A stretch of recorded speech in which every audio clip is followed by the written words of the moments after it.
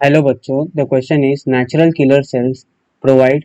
Option A cell mediated immunity, option B innate immunity, option C acquire immunity and option D specific immunity. Okay, so let's see one by one. The key concept here they had asked is natural killer cells. Natural killer cells. Natural killer cells. Okay, now see.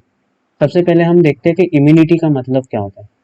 Immunity का मतलब होता है the ability of the body, the ability the ability of the body the ability of the body to defend itself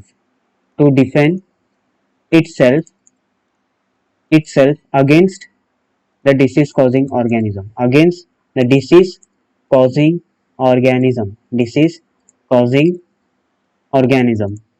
organism उसी को हम क्या बोलते हैं, इम्यूनिटी बोलते हैं. अभी इम्यूनिटी दो टाइप के होते हैं. एक होता है इनेट इम्यूनिटी. इनेट इम्यूनिटी का मतलब होता है immunity which is present from birth.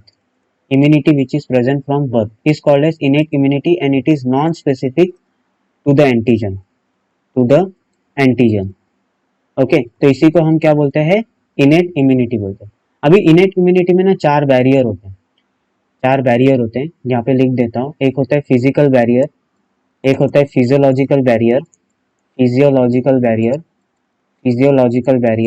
एक होता है आपका सेलुलर बैरियर और लास्ट है आपका cytokine barrier.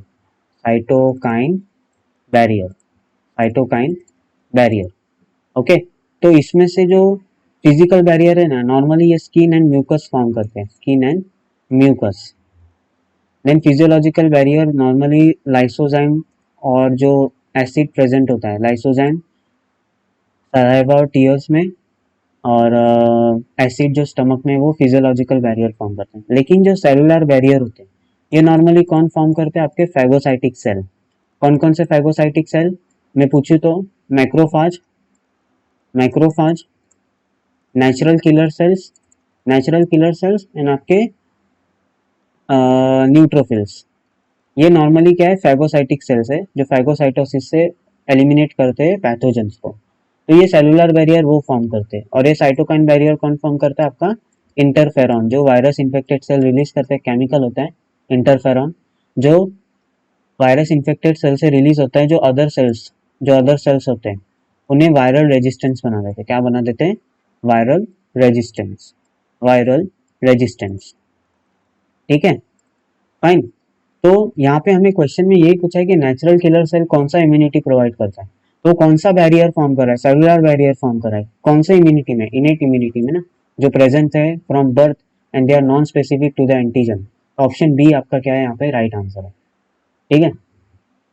Cell mediated immunity की अगर मैं बात करूँ, cell mediated immunity option A की बात करूँ, तो ये नॉर्मली इसके लिए कौन रिस्पॉन्सिबल है, आपके टी सेल्स. ठीक है, टी हेल्पर सेल जब इन्फेक्टेड सेल को रिकॉग्नाइज करता है तो वो लिम्फोकाइन रिलीज करता है और अदर इम्यून सेल्स को एक्टिवेट करता है. उसको हम सेल मीडिएटेड इम्यूनिटी बोलते हैं. तो सेल मीडिएटेड इम्यूनिटी के लिए कौन रिस्पॉन्सिबल है, टी सेल्स. तो यहाँ पे ये नहीं हो सकता. एक्वायर इम्यूनिटी की बात करूँ तो ये है एक स्पेसिफिक, ये क्या करता है, ये एक स्पेसिफिक रिस्पॉन्स प्रोड्यूस करता है टुवर्ड्स द एंटीजन. क्यों, क्योंकि यहाँ पे T cells and B cells both are involve.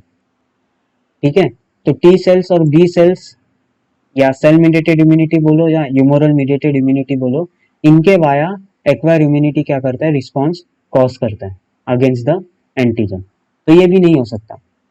Specific immunity, acquire immunity को ही हम स्पेसिफिक इम्यूनिटी बोलते हैं क्योंकि वो स्पेसिफिक रिस्पॉन्स प्रोड्यूस कर रहा है ना अगेंस्ट अ स्पेसिफिक एंटीजन. वो क्यों कर रहा है, क्योंकि यहाँ पे टी सेल्स और बी सेल्स है.